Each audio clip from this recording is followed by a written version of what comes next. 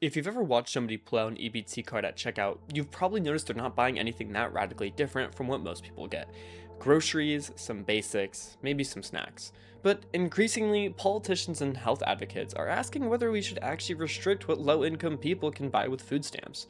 Specifically, should snacks and other junk foods be off limits when using SNAP benefits?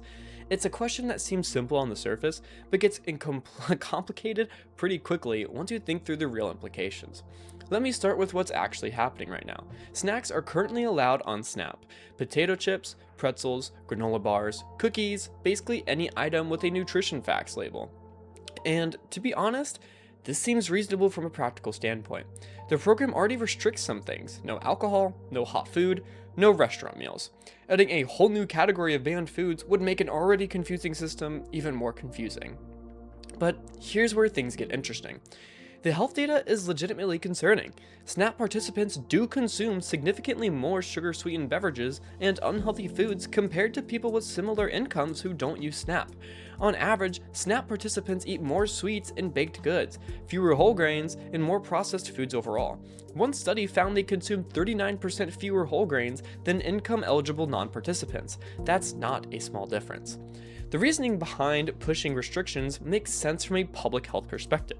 SNAP benefits are supposedly calibrated to provide a nutritionally adequate diet, basically the minimum amount of money families need to eat healthy. But if someone spends a chunk of those benefits on soda and chips, that money doesn't go towards vegetables or whole grain or protein. It's like the program is sabotaging its own goal. And when you look at the numbers, the federal government was spending roughly $4 billion a year annually on soda purchases for SNAP participants, while only spending $650 million on chronic disease prevention. And it does start to feel backward. The health consequences are real too. Each extra sugar-sweetened beverage someone consumes daily increases a child's obesity risk by about 60%. For adults, women who drink one or more sweetened beverages a day have an 83% higher risk of developing type 2 diabetes.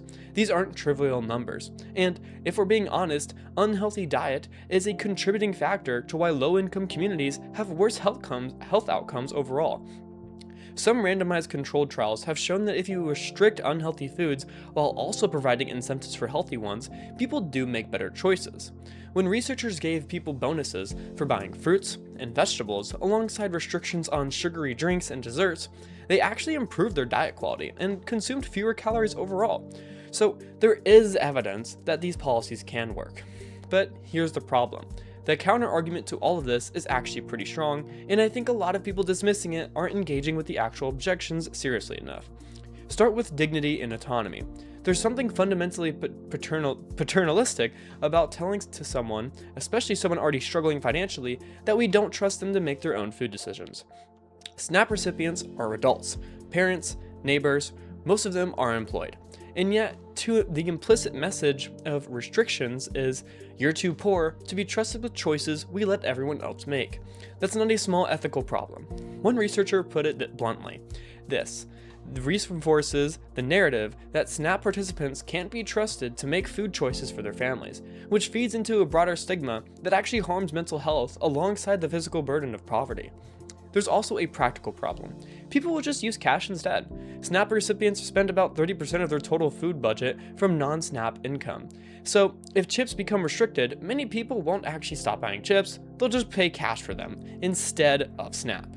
The health benefit evaporates, but the public judgment remains.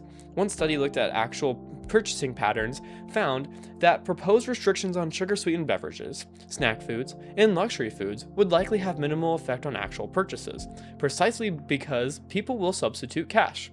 This might seem like an obvious point, but it's crucial. Restrictions might not actually change behavior, they just change the funding source. Then there's the implementation nightmare. What counts as a snack? Is popcorn okay? What about granola, which has a nutritional label but also a lot of sugar? Nuts are healthy, but calorie dense. Is peanut butter a health food or a junk food? Who gets to draw the line? And once you start creating these definitions, you've massively increased the administrative burden on grocery stores and the government.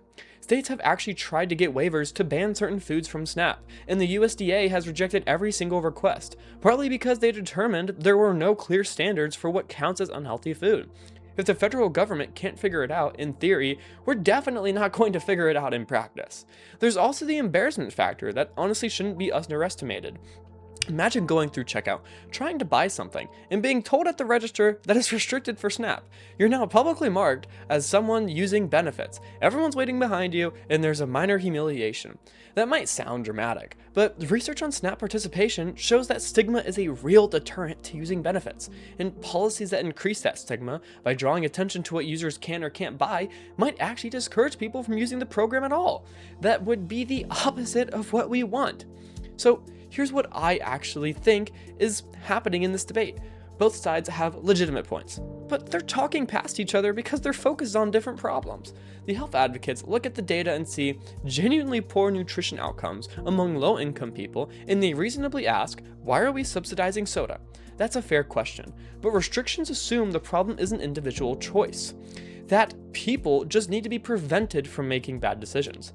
The people opposing restrictions are pointing at a different problem, that the real issue is poverty itself. Low-income families don't have many options. Healthy food is expensive. Snacks are cheap. You can buy a bag of chips for $1 in most neighborhoods, but fresh vegetables might cost 3 times that. So maybe, just maybe, the problem isn't that poor people are choosing snacks, it's that cheap snacks are what's available and affordable within their constraints. If that's the real issue, then restrictions don't address it. You can ban chips, but you haven't made vegetables cheaper or more accessible. You haven't built grocery stores in food deserts. You haven't increased SNAP benefits, which they've actually been cut or flat in recent years. You've just made the program more complicated and insulting. As one advocate put it, restricting SNAP purchases based on often arbitrary determinations of dietary quality feeds into the incorrect belief that the public has a right to monitor and criticize what low-income families eat. So, the evidence suggests that incentive-based approaches are more promising than pure restrictions. California's CalFresh fruit and vegetable pilot gave SNAP recipients a dollar-for-dollar match up to $60 a month when they bought fresh produce at farmer markets. About 93,000 people participated, and they earned nearly $18 million in incentives. That worked. New York City Health Bucks program gives a $2 coupon for every $5 spent on produce at farmers markets. These programs encourage healthy choices without the paternalism, without the implementation mess, and without the stigma. And when the research combines both, giving incentives for healthy food and minor restrictions on unhealthy items, that seems to produce the best outcomes. People actually do improve their diets more when it's framed as, here's money to buy good stuff, rather than, you can't buy this. Which honestly makes sense psychologically. People respond better to positive incentives than to punishments. So here's the bottom line. Should people be able to buy snacks with EBT? Based on the evidence, yeah, they should be. Not because the snacks are healthy, because they're not, but because restricting them probably won't achieve the health goal. It'll create serious implementation problems, it'll increase stigma, and it reflects an assumption about poor people that we shouldn't accept. That said, I'm genuinely not convinced that the current system is fine either. We should be doing more to encourage healthy eating among SNAP recipients, but the answer is probably more money, so people can actually afford vegetables, better availability, fixed food deserts, and positive incentives, matching programs and vouchers, not bans. So the tricky part is that all of the solutions cost money in ways restrictions don't. That's probably why there's been such a push for restrictions lately. They're politically easy, even if they don't work. And that's the conversation we should probably be having. Not, can poor people be trusted with snacks, but are we willing to actually invest in fixing food insecurity? Until the answer to that second question is yes, banning snacks is just window dressing on a much bigger problem. Thank you for watching this video, and if you enjoyed this video, and only if you enjoyed this video, please leave a like and subscribe. It helps so much. I hope you have a really good day.